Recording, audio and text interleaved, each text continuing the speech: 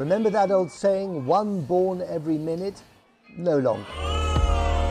Although the global population will peak in about 40 years, reaching a staggering 9.7 billion, we're then in for a dramatic decline. Women will give birth to fewer babies this century than ever before.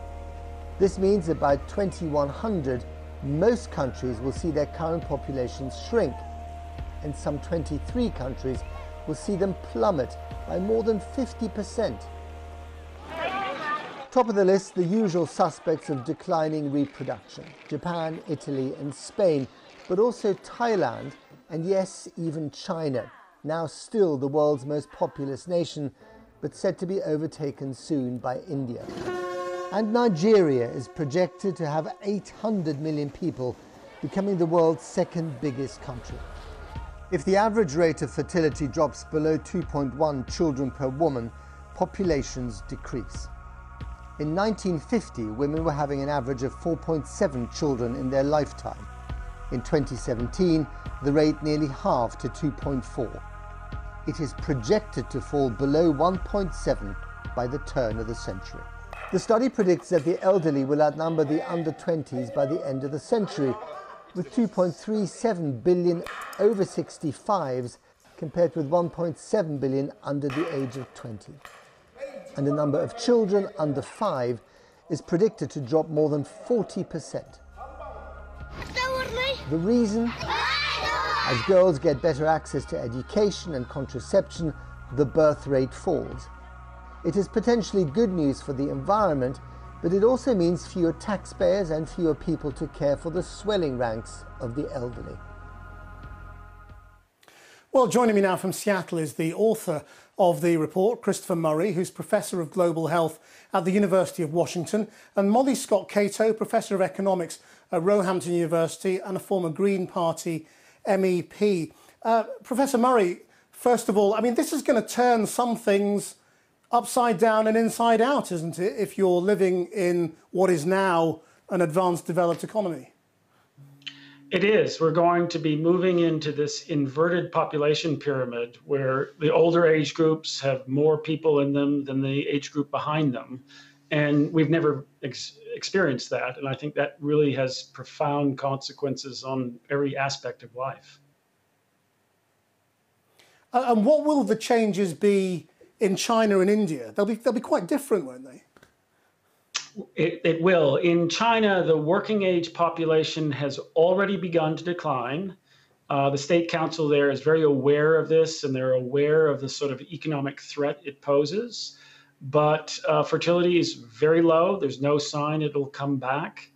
And in India, they're a couple of decades later in that transition, but they also will have quite low fertility as we get into the second half of the century. Molly Scott-Cato, I mean, do you see this as a good thing? Well, as a feminist and an environmentalist, I do indeed see these findings as good news, because what they tell us is that as women become more empowered, they choose to have smaller families, and that obviously will put less pressure on planetary resources. But we have to remember as well that inequality is an important driver of the climate crisis and the environmental crisis. So we have to remember that the richest people in societies across the world and the richest countries in the world are really causing more pressure than poorer people. So it's not just a question of how many people, it's also about how they live.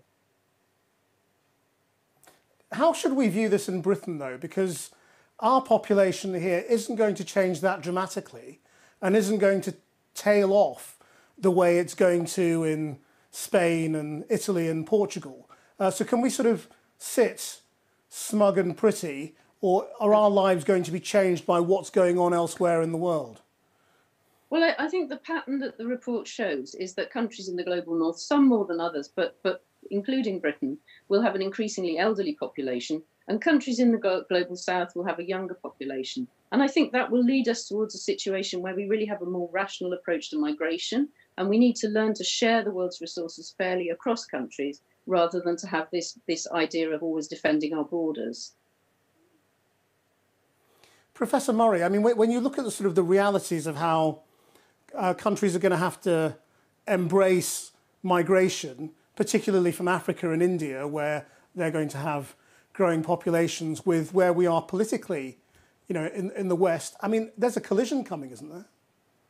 It's going to be a big collision because you really only have two strategies to sustain economies and societies.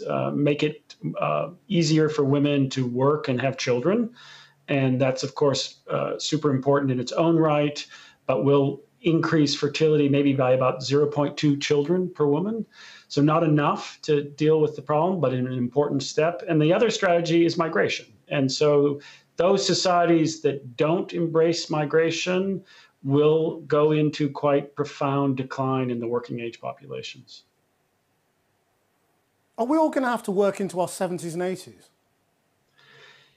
I think we will see working, ages expand. It'll be one of the strategies, but it's a one-off fix in a sense that if you extend retirement, for a period, you get an increased workforce, but then you're right back to that expanded working time. The number of people in that group will start to shrink as well. Molly Scott-Cato, how are we going to sort of redesign our societies? Well, I think because of COVID-19, we've already started doing that. We've started to see people working in a different way. We're now thinking about unemployment rising, and with automation, we're going to see fewer jobs and more jobs done by machines and computers. So I think we need to make sure that the value of that work is shared fairly. That's an absolute priority. But we also need to be thinking about how many people in our population are able to work. And I agree with the professor that we need to be really rethinking our approach to migration and seeing people who are prepared to come and be part of our societies as a benefit rather than having this, idea of very hard borders and migrants as being a threat. And if you think about the geopolitics of this, Professor Cato, I mean, are we now at peak China? Does the shrinking population of China as the century goes on make it less powerful?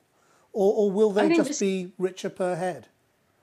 I think this is really one of the most fascinating things that, we're having to rethink exactly those questions. What is it that makes you a rich society? Is it the wealth of your environment? Is it the enthusiasm and creativity of your people? This idea that because we somehow inherited wealth as a result of imperialism or as a result of our history, that those days are gone, and we're now living in a world where we need to learn to share much more fairly. And of course, that will also benefit the environment if we learn to share rather than some people consuming vast amounts of the Earth's resources. Professor Murray, briefly, I mean, who do you see as the biggest winner and the biggest loser? Well, I think these demographic changes will have a profound effect on China. They're already, have reduced number of people in working age. This will become, a central challenge for them as the century wears on. Nigeria, on the other hand, because of quite high fertility now, slow decline, will become one of the world's superpowers by the end of the century, because of both population size and expected economic growth. And then those countries like the US, if they can sustain migration, will fare pretty well. And so I think that it's well, Christopher Murray and Molly Scott-Cato, thank you very much indeed. We've got to leave it there. Thank you.